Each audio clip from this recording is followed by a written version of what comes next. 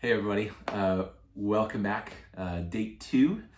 So this date we get to agree to disagree and we get to face conflict head on and potential sources for conflict. So how about that for a date? So we thought it just the perfect intro to share with you about our first apartment. So our first apartment was 400 square feet. It was a gem. It was very cheap, and it was a carriage house, so it was like above a garage behind a big fancy house. So it was very isolated back there. It was just us in our little tiny apartment. There was one door. It was to the bathroom, and the bathroom and the kitchen were the exact same size. So there was nowhere to escape. And we had dated long distance all through college, so this was the first time that we were living even in the same state. All those habits and styles. Yeah, they really came to together. light, right? There was nothing that you could hide, and it was actually wonderful in terms of what it gave us, in terms of building a foundation for a relationship that deals with conflict in a healthy way, because we could not avoid the conflict, and we didn't even have a TV or smartphones at the time, because smartphones weren't invented yet, and so we couldn't even be distracted from the conflict. Like, it was just there. That's what we had to do, is deal with conflict. It's just us in these four walls. That's what it was. And we went through a lot in those early years, and so putting these skills to use was a really big deal.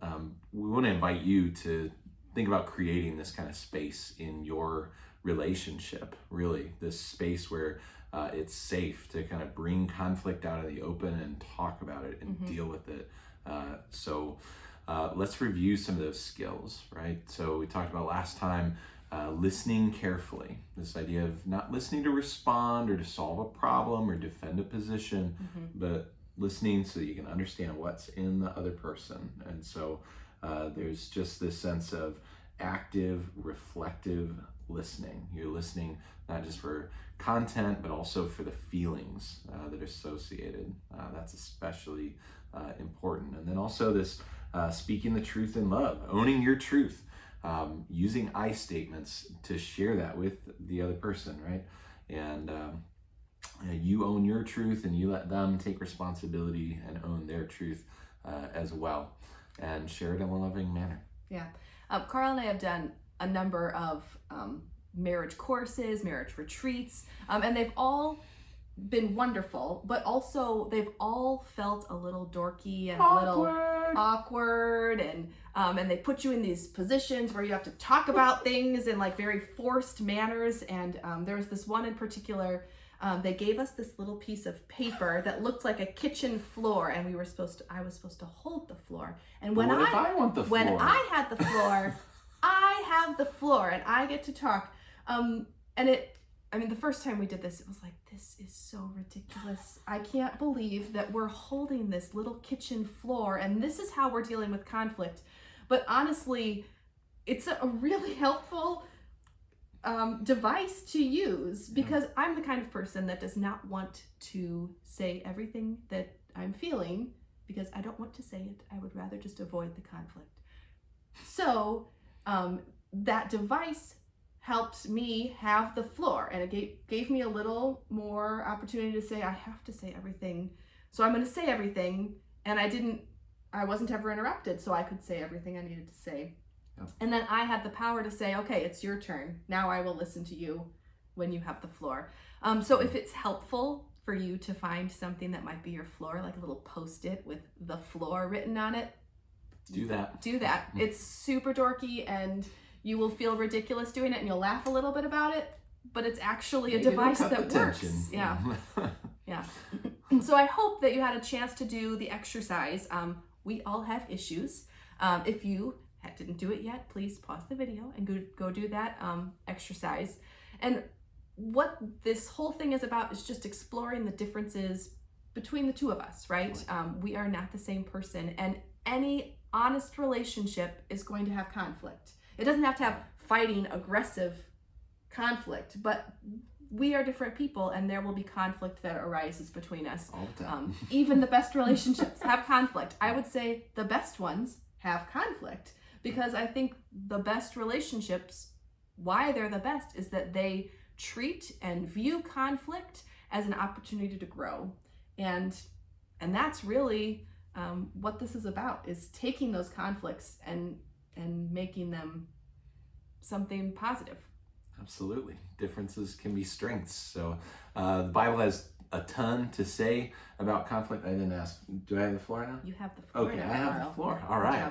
Great. So Bible has a ton of stuff to say about dealing with conflict. And so one of my favorites, really important one from Paul's letter to the Ephesians, goes like this: don't let any unwholesome talk come out of your mouths, but only what's helpful for building others up according to their needs, that it can benefit those who listen. So you're trying to build each other up in the things that you say, and hold back the things that will not build up. So you're trying to help the person understand your perspective as you share. Then Paul goes on: get rid of all bitterness, rage and anger, brawling and slander, along with every form of malice. And so we're trying to avoid and steer clear of aggressive, angry behavior, and we're trying to steer clear of this total avoidance of conflict on the other hand, and stuffing it down, but instead be kind and compassionate to one another, forgiving one another, facing those conflicts just as in Christ God forgave you. So we got this model to follow. Peter also talks about dealing with conflict in his letter. So he says, above all, love each other deeply. Love covers over a multitude of sins, and offer hospitality to one another without grumbling.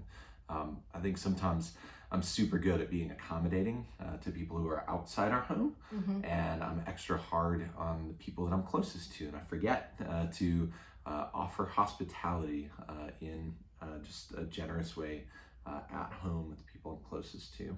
So a super good reminder. Each of you should use whatever gift you've received to serve others. So that's why God gave us those gifts anyways. Yeah, and I think in particular, during this COVID time, right, things are different, right?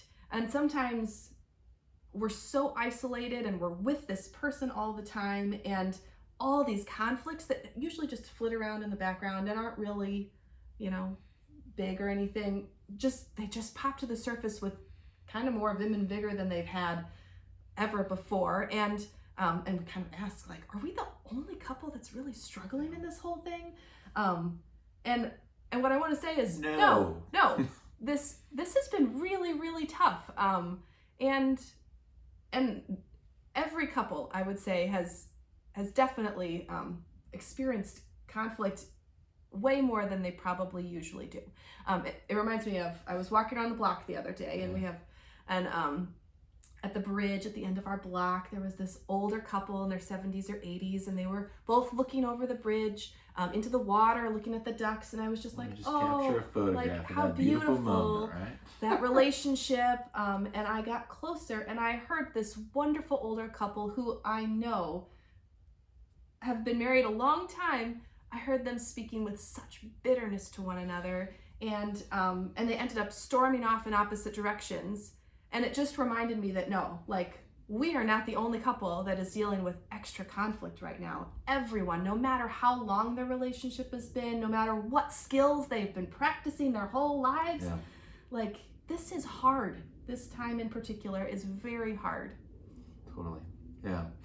Yeah, in the book, you're encouraged on this date to make contact with each other, to embrace one another, and that it's amazing. Like, the listening and engagement, it changes when you're making eye contact and based on your body posture. So touching your partner is a really good idea. We recommend in this date.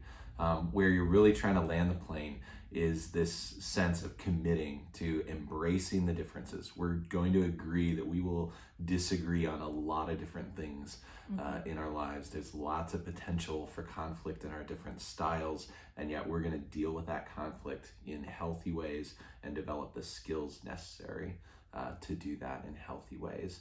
And on top of all that, we're just going to give extra grace, both to ourselves as we're learning and to our partner as learning together. So yeah, so here we are.